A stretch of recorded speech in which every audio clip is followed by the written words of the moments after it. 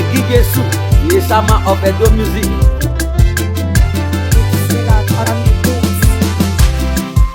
Wamage, èmi ni yakmo wakmo yo, wakye me mutno. Wamage, èmi ni yakmo uko.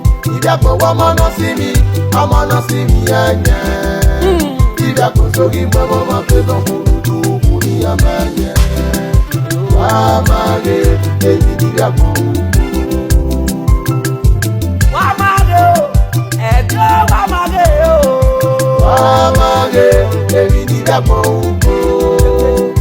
Yakmo wamana simi, amana simi yanye. Yakmo sogi mwa mapezo kurudu kuni yamenye. Wamage, èmi ni yakmo uko. Yakmo soga ga wome ni nyaweke no ga tekwe no tekwe.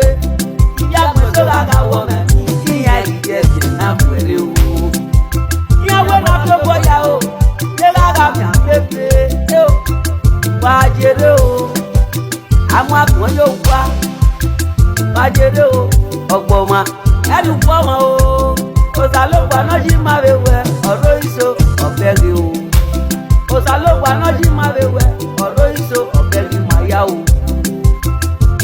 wàgé bùrọ̀dá pa o lọ́rẹ́ wo ipò ọdẹ yóò mẹ́tẹ̀ ya mẹ́yà ń ná bó ẹ wé po ìrọ̀rọ̀ mi o ìtọ́rí ẹ̀ rí o wá. Etori ere etiye kuye koke o. Ni agbe koke, ni ase koko, ni eya bo wale kinya. Ni eya ti moto gede kinya yo wa. E brother wepe, e wepo go to wa. Ona kambe tinu e, wi yen ke wepo de. Eto na sanga tu wepo, we nege wow. Osalogba no lo iso no bere mi ya osalogba ina iyewe ona gele lo gba bo fun mi pe agiso wa o ona neke ni geje ona neke lo gba eje ona neke ni moto eje eto mari ni moto ri mae iya mari mi o wa ri mae o eto ri na pa iya na ya mwe mo efe no bo Eyana kamopo, we no po me po yo. No swega meme, nege gije mi lo pare, nege gije ke ne feje. Ye mi na mo wa ko yo. Wa ma yo, ebi ni da mo wa ko yo. Wa ma ge, ebi ni da mo uko. Ida ko wa mana simi anya. Ida ko sogi mama ma ke no kurudu. Yamanye Wamage, èmi ni yakmo uko. Wamage o, edo wamage o. Wamage, èmi ni yakmo uko. Yakmo wamana simi anye. Yakmo sogi mama mapedo kurudu kuni yamanye. Wamage, èmi ni yakmo uko. Eworo weni bugaje owo paro ona to pese dike ejo a oma mi amegbe ora idio sisi ori kuzo ora idio sisi ori pesi iwa e na be ga kepo ejo iwa e ya na be ga gbo be ejo Pagi na de iwa e na de yako ewo ha Iyan mo opo o Iyan na ton yo to keke menunu Iyan na ton yo to keke menunu Iyan na gbele Opo no yo wa Ahi ogiye Umoja hire O mari mi odoba o Evo giye Adame o eto ya pepepe umoja yan rire ote no se ri yan rira e no se ri yan da yan mari mi e ba o yan mari kan no ti mu e mi e na mo wa ko e Wamage, èmi ni yakmo uko.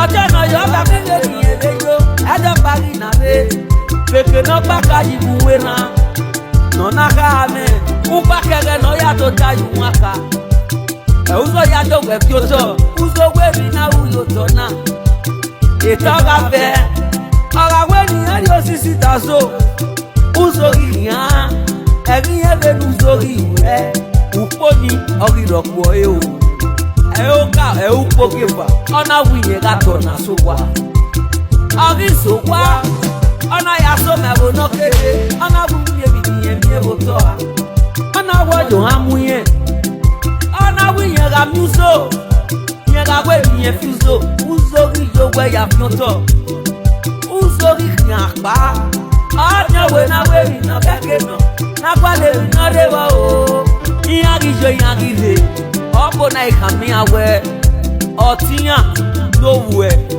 no fe yo bo muso na me mi derewo no lo afi na obekurewo ikeko keke igbofu e awo so ya pele iyan na toto ona we kele nuso na jo we foto ni ona we ba yan ton eji ona we ni areba ni aya fu gboloke la ni aya fu adowa ni aya amage ebi ya ko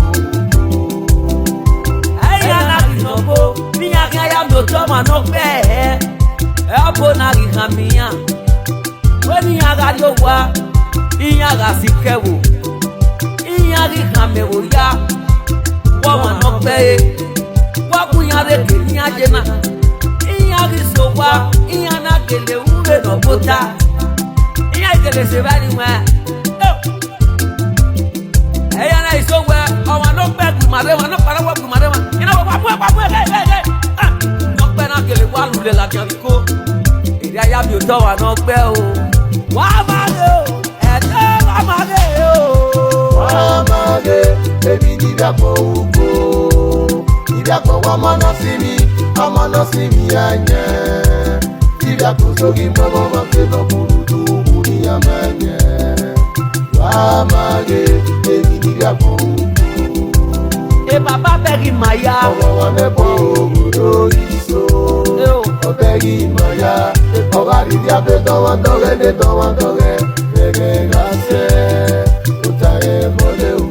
kena pieko kena ma ọmọ wa mẹ́bọ̀ òwúrò ìṣó ọbẹ̀rì ìmọ̀ya ọba rìdí abẹ́ tọwọ́ tọrẹ ní tọwọ́ tọrẹ gẹ́gẹ́ ránṣẹ́ òtàrẹ mọ́lẹ̀ òwú.